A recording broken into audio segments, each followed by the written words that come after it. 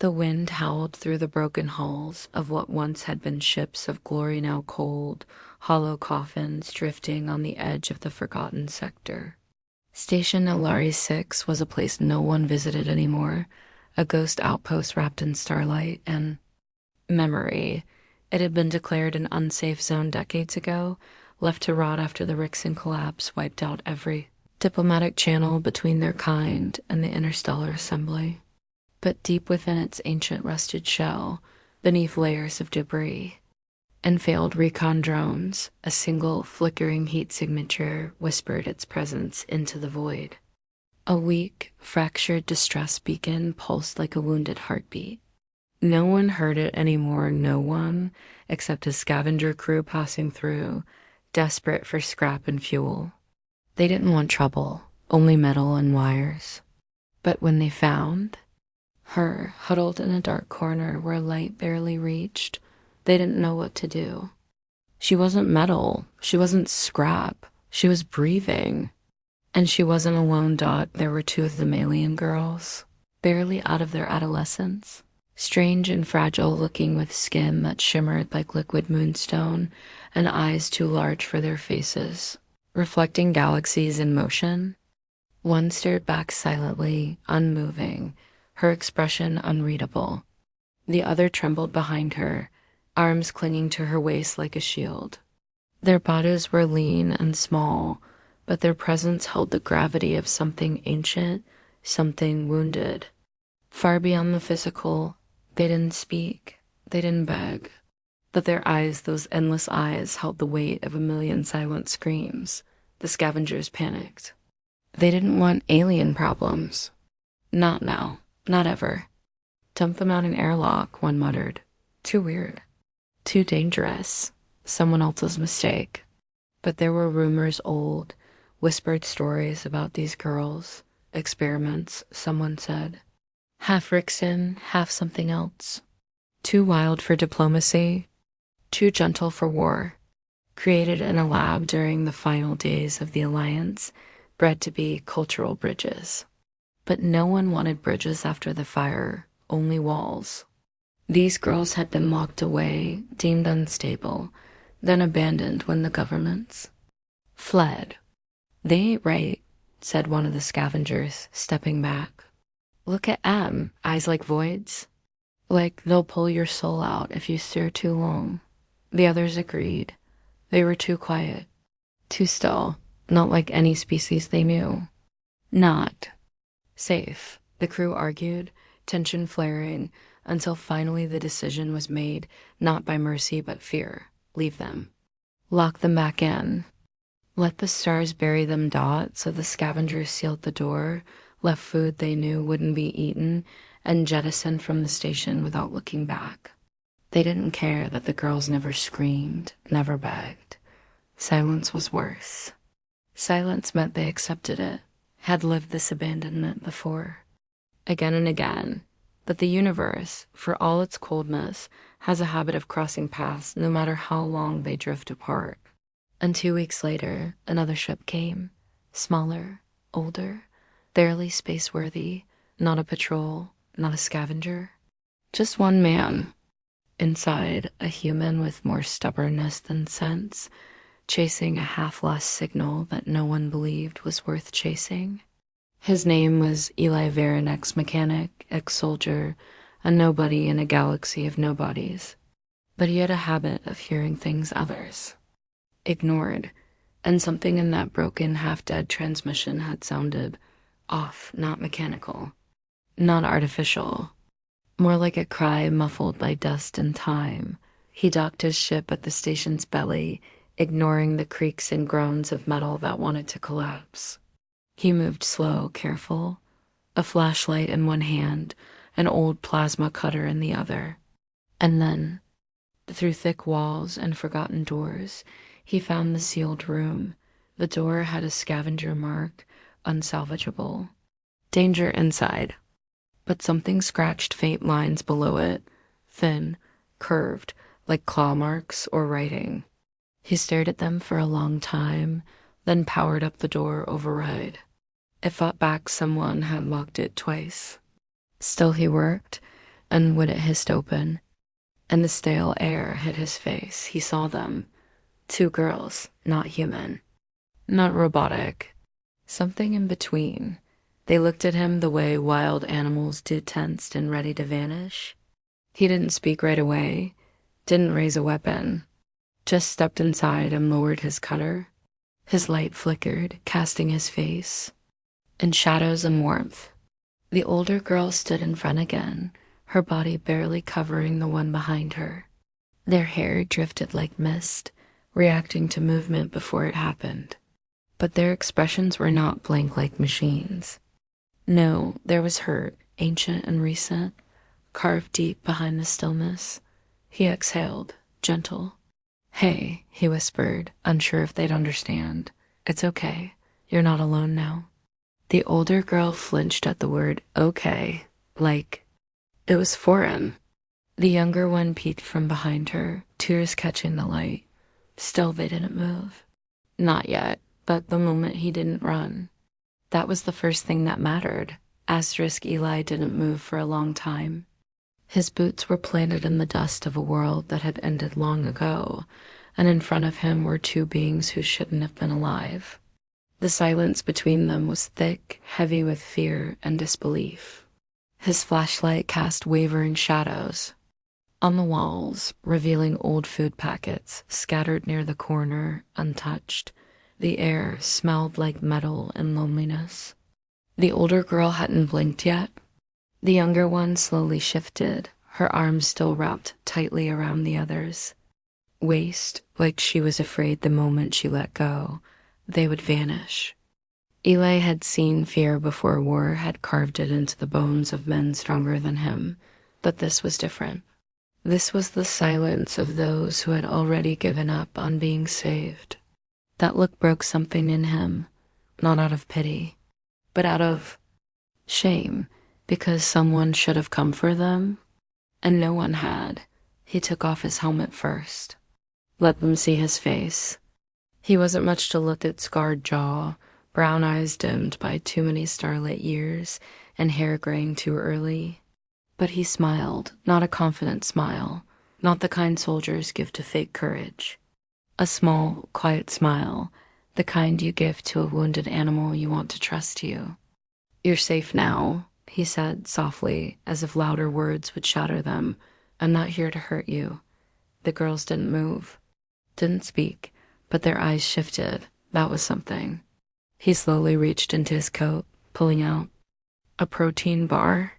He unwrapped it, took a bite, and held it out toward them. "See, not poisoned. Tastes like cardboard, but it won't kill you." The older girl glanced at the bar, then at him, her gaze full of calculation. She didn't move to take it. The younger one peeked, her expression a strange mix of longing and dread.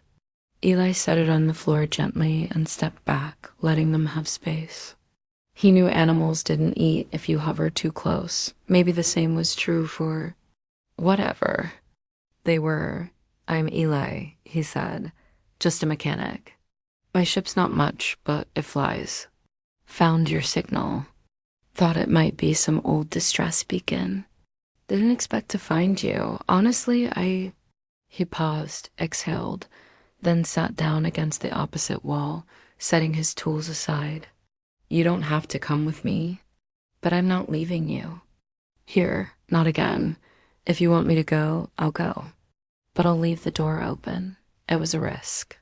He didn't know if they were dangerous, but something in him refused to believe they were. Not because of how they looked, beauty could lie, but because of how still they were, how tired, dangerous creatures fought. These girls had stopped fighting a long time ago. That night, he didn't sleep, not really. He dozed in and out, hearing faint shuffles, barely audible breaths. At one point, he felt the faintest tug on his coat. When he opened his eyes, there was a bar missing. Just one. He smiled again. The next day, he returned with warmer blankets and a small lantern that gave off a soft golden light. He didn't ask questions, didn't demand names or answers. He just talked, mostly to himself. Stories about spaceports and broken engines, about bad coffee on Mars, and the time he almost married a bounty hunter. She had a metal arm and could drink me under the table. I think I fell in love because she never smiled unless she was about to punch someone. He chuckled. He didn't tell them about the war, not yet, not about what he had done. That part wasn't a story. That part was a wound. On the third day, the younger girl stepped closer when he wasn't looking. By the time he noticed, she had sat down near the edge of the light, knees hugged to her chest, eyes watching the lantern like it was a fire from an old dream.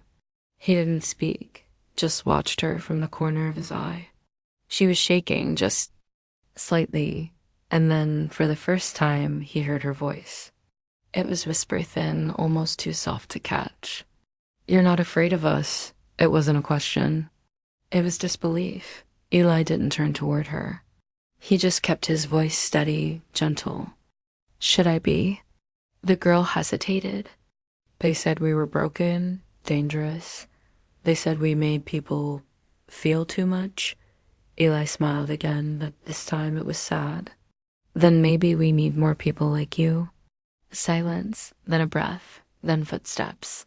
The older girl stood beside her.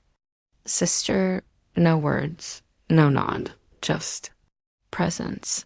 Eli knew in that moment that trust wasn't given, it was earned. And he was just beginning.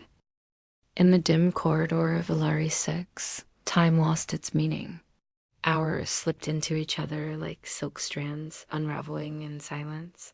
The station groaned and sighed like an old beast dying in its sleep, but within that crumbling metal husk, something delicate had begun to breathe again.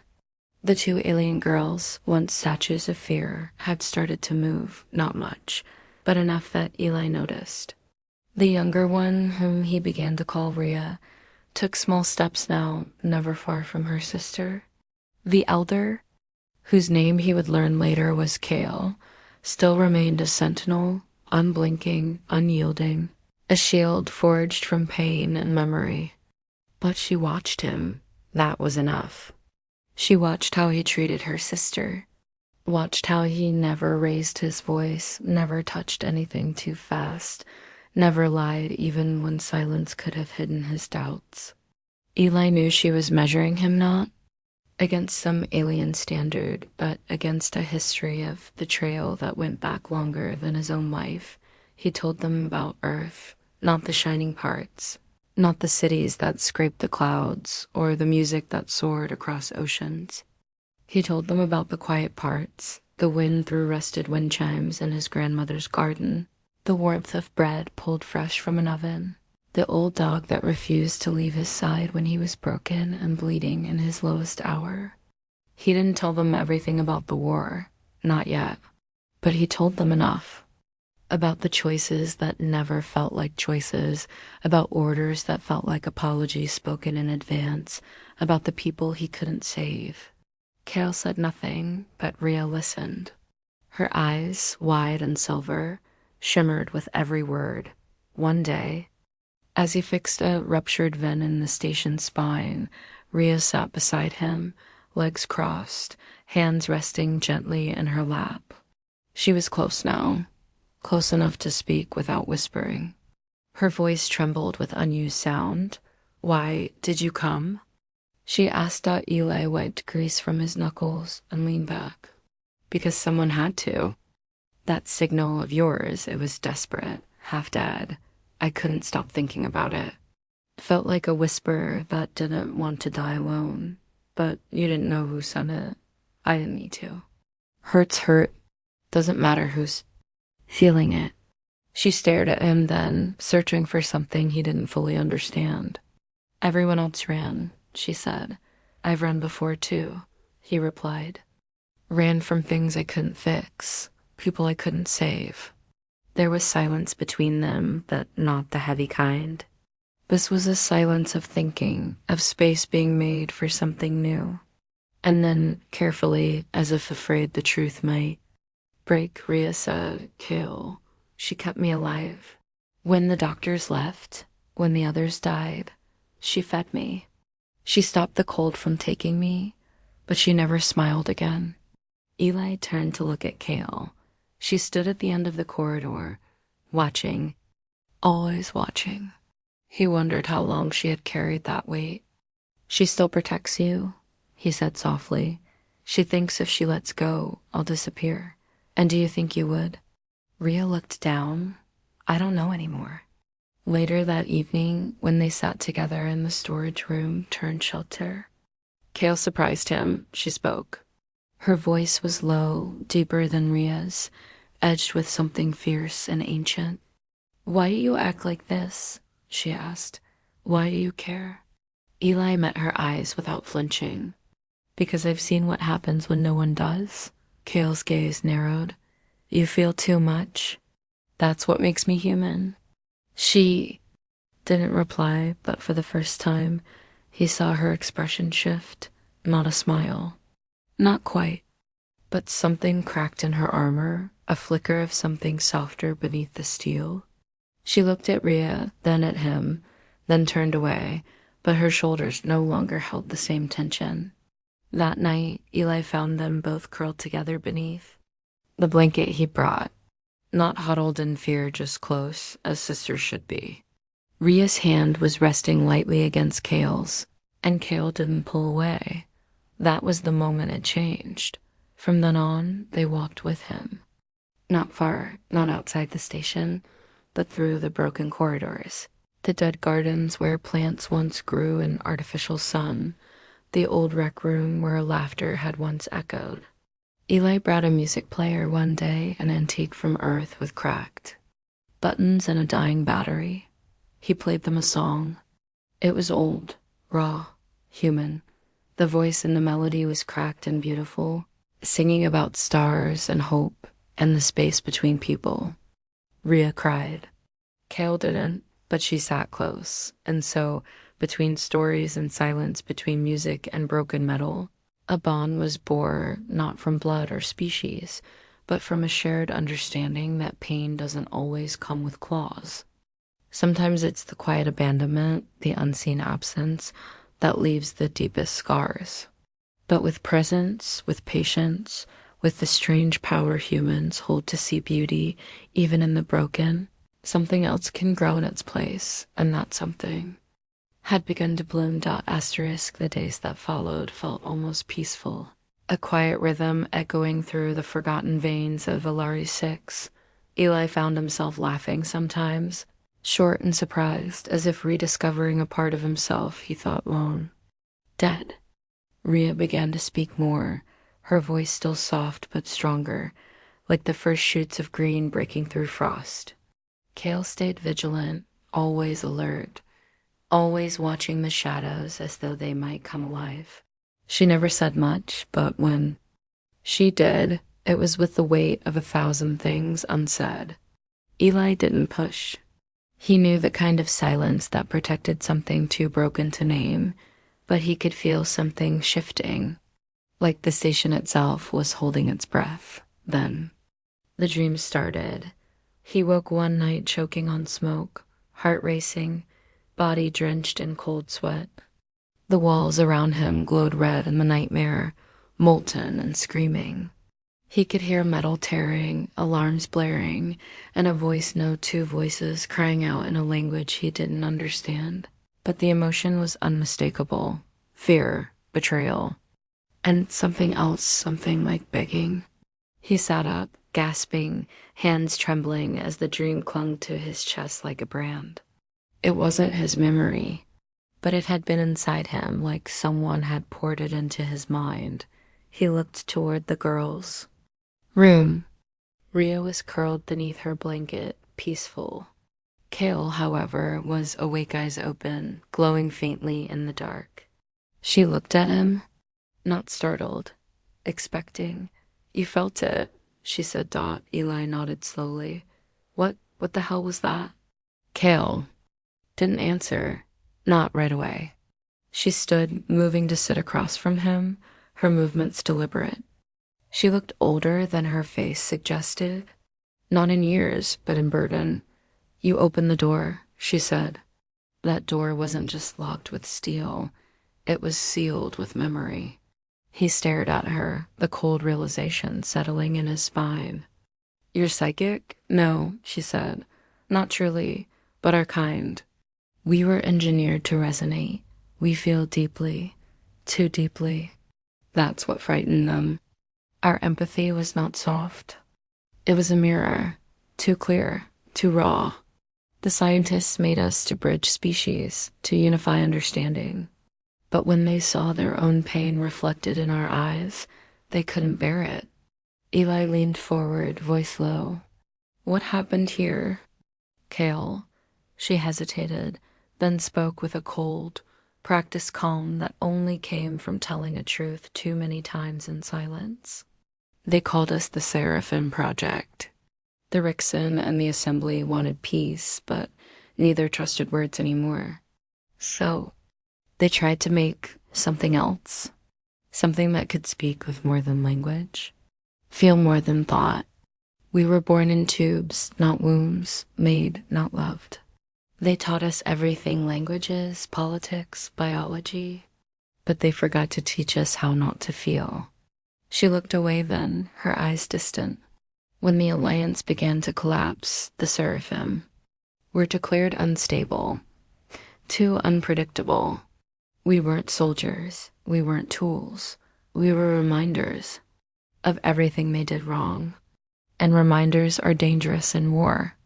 They tried to erase us," Ria's voice whispered from behind them. She had woken, standing quietly by the doorway. "But some of the doctors couldn't. One of them, Dr. Vurick, hid us. Faked our death records, sealed us in cryostasis, and left us beacon, said he'd come back when the war ended." Her hands curled into fists. "He never did." Eli's throat tightened. The pieces slid into place like a blade through flesh. "You were children. You were never soldiers. They buried you here because they were afraid of what you made them feel." Kale's voice dropped. "We don't hurt people with our minds. We just reflect them. It's like standing too close to a mirror you don't like. Most people flinch. Some lash out." Eli sat back, his head swimming. He thought this was about rescue, about two abandoned beings in a dead station. But it wasn't just that. It was genocide by silence. Memory buried under steel and fear. "How many of you were there?" he asked. Ria's eyes welled with tears. 27. "Just us now," Kale added. The truth hit Eli harder than any weapon ever could. They weren't just survivors. They were living evidence of fear, of cruelty, of the price of forgetting. And he had felt it now, not just in stories, but in that dream smoke and screams and helplessness that wasn't his, but now lived inside him like it always had been. That night, he didn't sleep again. He sat between them, watching the stars through the cracked viewport, and swore something silently to the void. He would not let them be forgotten, not again. And whatever came next, he would not run, because now he had seen their truth, and it would not leave him. The stillness of the station had changed.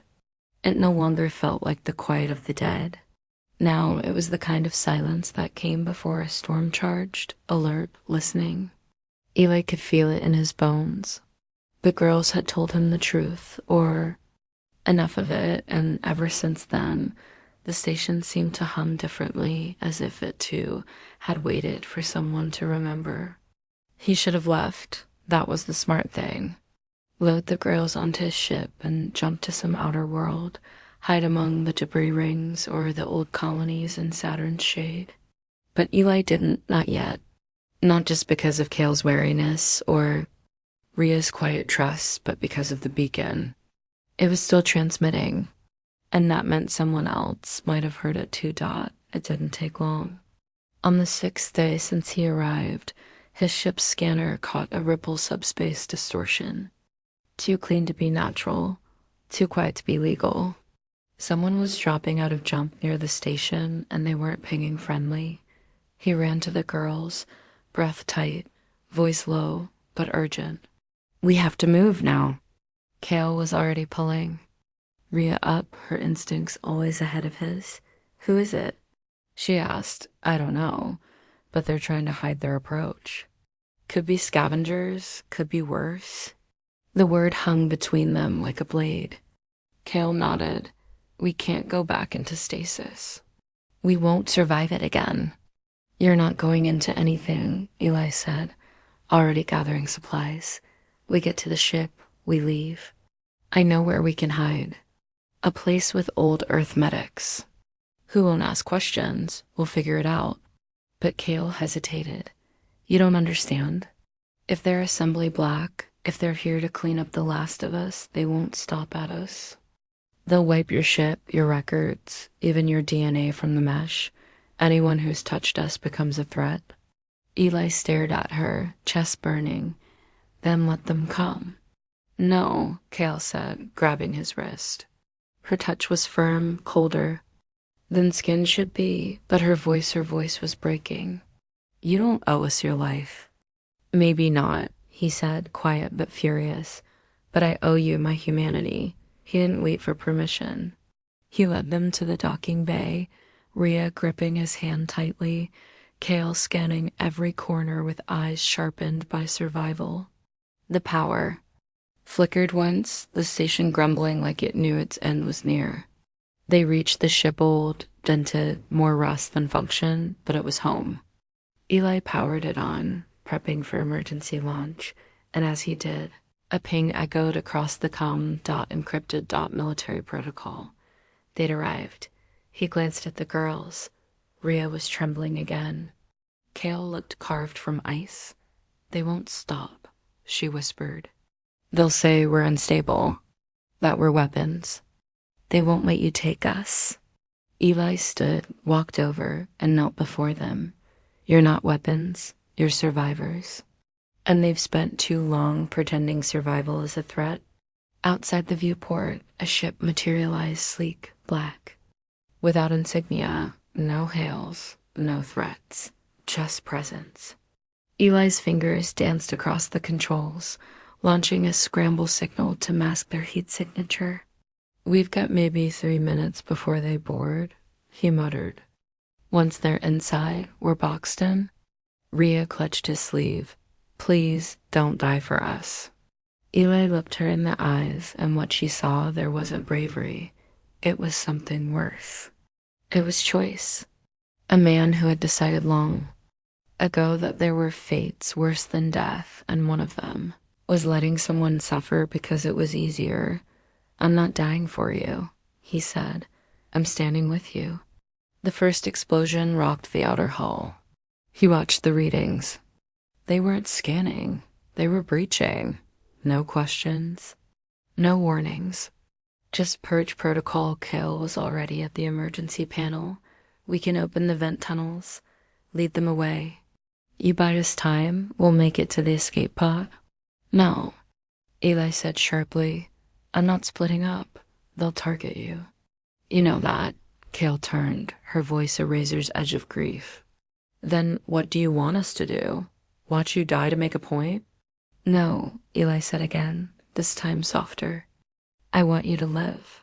I want someone to remember that this galaxy once had hope growing in places everyone had abandoned, and if they kill me, fine.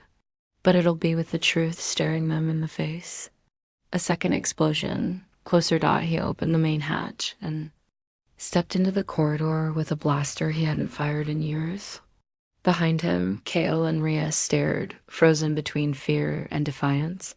Rhea's voice broke the tension. If we feel what others feel, why can't they feel us? Kale answered with a whisper, because they stopped listening. Eli turned back once more. And let's make them hear. They sealed the ship, locked down every port, and then they waited dot, because sometimes humanity isn't about winning. Sometimes it's about refusing to disappear quietly. Asterisk, the corridor shuddered as metal screamed under pressure, and from the darkness beyond the emergency bulkheads came the sharp hiss of atmosphere being vented by deliberate force.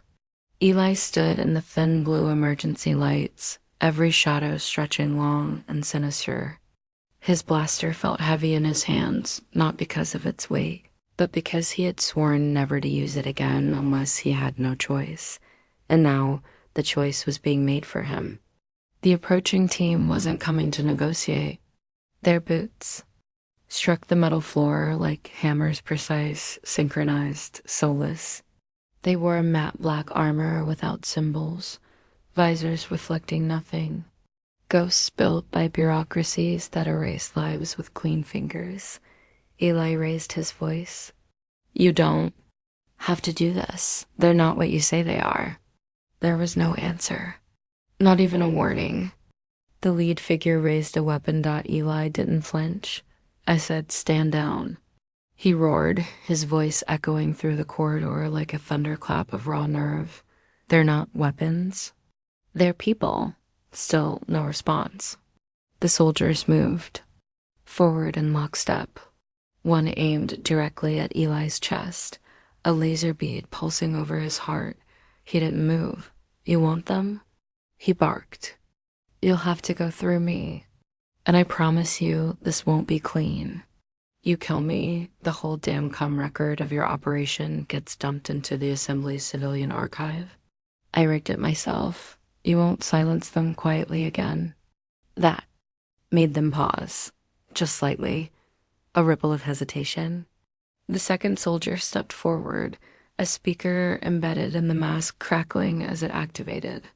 You've interfaced with classified bioassets. This facility is under Protocol Order Arnold. Step aside, civilian, or you will be terminated. Eli spat on the floor. Bioassets? Is that what you call them?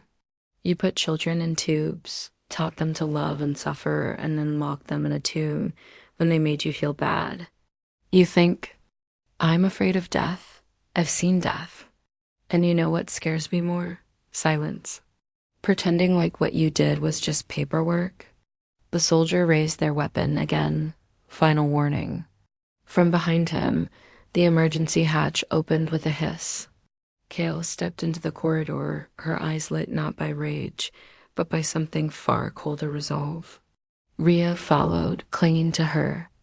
Sister's arm, face streaked with tears, but jaw clenched with defiance.